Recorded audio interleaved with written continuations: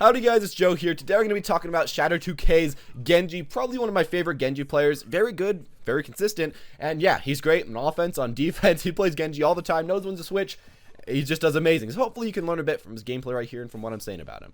Now, as you can see at the beginning, something that he does that I really like is that he tries to get a high advantage to see where the enemies are. Now, this is very nice because it lets him know where he can gank in the future, where people are probably going to end up being, and where he mainly shouldn't go. As Genji, you kind of want to know where he shouldn't go because you get CC'd really easily, you just get mauled. But, you know, if you actually know where to go and if you know where the enemies are, you can play it pretty safe. And we can actually see his safe gameplay working right here really well. He's not really getting shot by way too many people. His positioning's pretty well where no one's next to him. And as well with that, we aren't seeing him try to over-engage. This is the problem I see a lot of people doing in their games as Genji.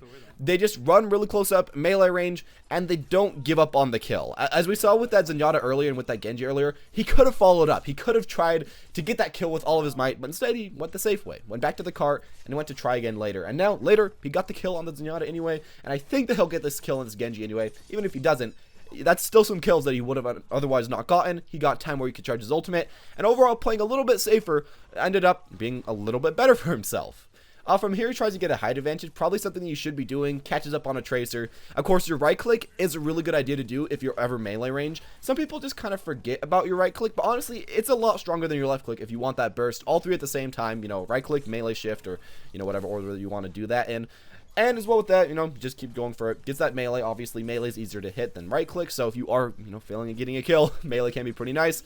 And then they just finish it off, take out the point. Just have his teammates kind of just finish everyone off, follow everybody. Really not way too much going on right here. Just, you know, kind of the norm right here. They get to the point, and now his ultimate's up. Now, he has a lot of options with his ultimate. He can stay up, he can stay next to his team, or he can try to get that nano boost on his ultimate, because I believe that they have an Ana. So, you know, he just has a lot of options. Back here, he just tries to get the height advantage again. This is really just a great addition to this character. The height advantage is nice. It helps you just shoot the enemies. You know, your projectile is really easy to hit up here. And a lot of people just don't look upwards. I don't think that this is like a way to counter enemies, but just people often don't look up when they're fighting you. I don't know why, but it's something that this guy obviously abuses, and it's just really nice. Right here, I think that they're waiting for the enemy's ultimates. They all group together. Of course, their own Genji gets in there. You know, the enemies. Zarya gets in there. This Genji, Shatter, right clicks, gets in there, does a lot of damage to that soldier, jumps in, gets the backline, and since that he did so much damage to these backline characters that would normally do a lot of damage, that be the soldier and the Zen, it makes it that the enemies can't actually burst his team in the Zarya ult, and his team's fine. As well with that, his team already knew that they had their Lucifer ultimate up and their Ana ultimate up, so they were pretty fine, and they didn't really have to worry way too much. As well we see right here, Genji didn't complain when he didn't get that Ana boost. He didn't really need the Ana boost, honestly. A lot of times, Genji, you don't need the Ana boost. You do a lot of damage enough, just if you want that full team wipe, can be nice right there. Here we go. The enemies are trying to stall. He gets a little bit too greedy right there, trying to burst people while they are, in fact, in the Zenyatta ult. But other than that, he was doing really well right until that point.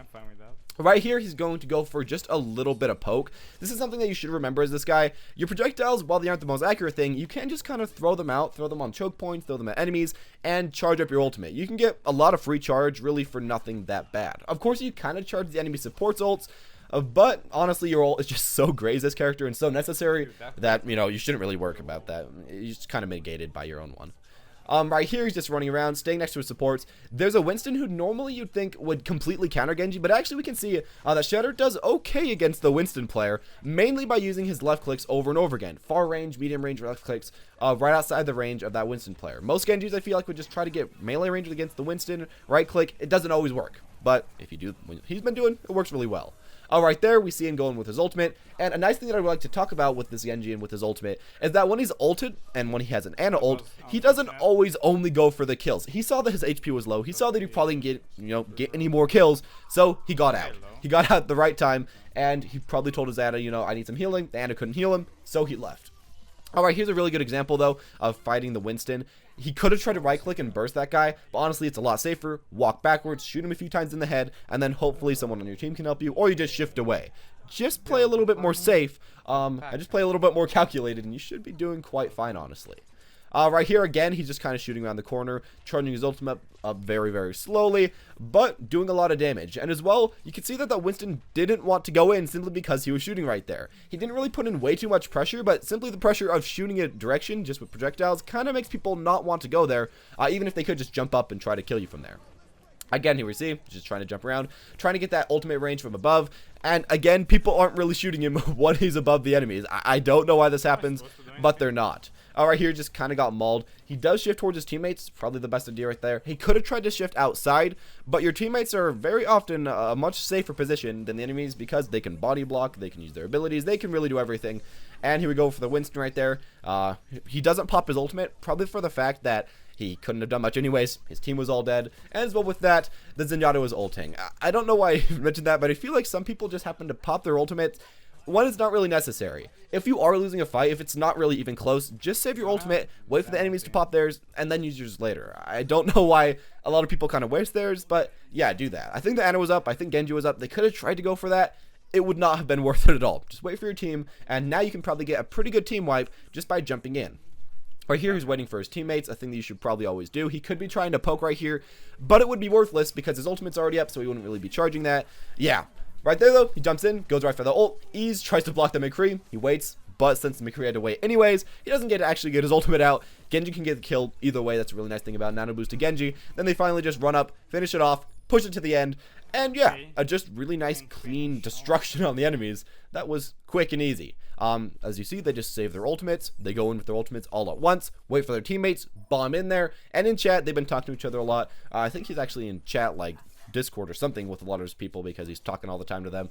But yeah, in the chat, he's talking to these guys, and they already know when to do what.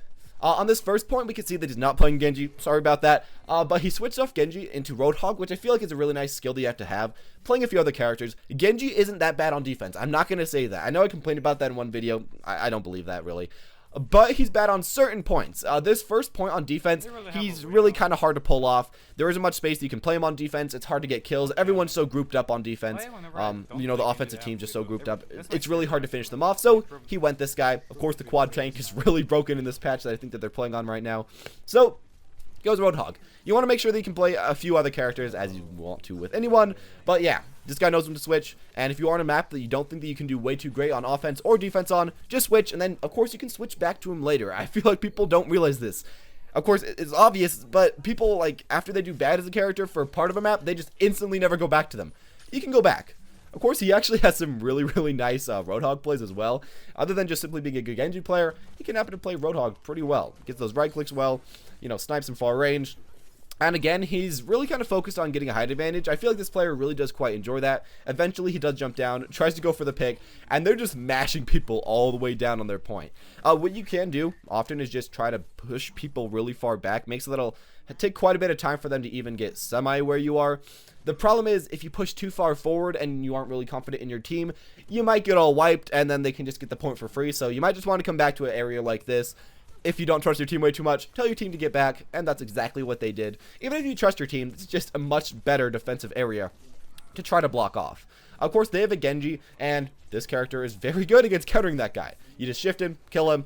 Yeah, it was a really good counter pick. Pulls him again. And they're just about to jump down, I think. They're really, really abusing this height advantage, hiding behind the wall, waiting. The enemy team is jumping on the point, and what their team isn't doing is getting on the point way too much. They have a few people kind of jumping down and up and down and up. If they didn't have so many tanks, I don't feel like it would work quite as well. But of course, if you have a lot of tanks, you can really kind of just pull off that strategy. Alright, here he is, his ultimate ready, so what you should probably try to do, maybe get a pick, then jump around, jump behind, push the enemies either away from each other or towards his team where he can try to get a really nice wipe. Maybe into the Zarya ult if they have a Zarya. Yeah, there's a lot of different options. Unluckily for him, though, he gets surrounded, he gets hit by that Genji, he gets hit by that soldier, and he just kind of gets taken out, and then his team right here just gets completely wiped.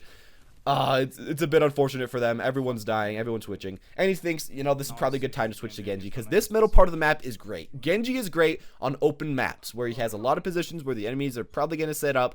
Of course, the enemies aren't all tanky, so Genji can do really well here. I'm going to say, in this newest patch, you know, the patch after the one that we're watching right now, Genji's a pretty good pick, because a lot of the tanky characters got kind of nerfed. And against Zarya, well, Zarya can't counter Genji way too much because he can just run away from Zarya. She doesn't have any movement like all the other tanks, so he can do kind of fine. But here we go, just continuing from this. He's running around. Genji on defense can do okay. You do have to play really well, though. You have to really abuse that height advantage, again, even more than on offense, Genji. You have to run around, and you have to make sure that you're not standing in the same position.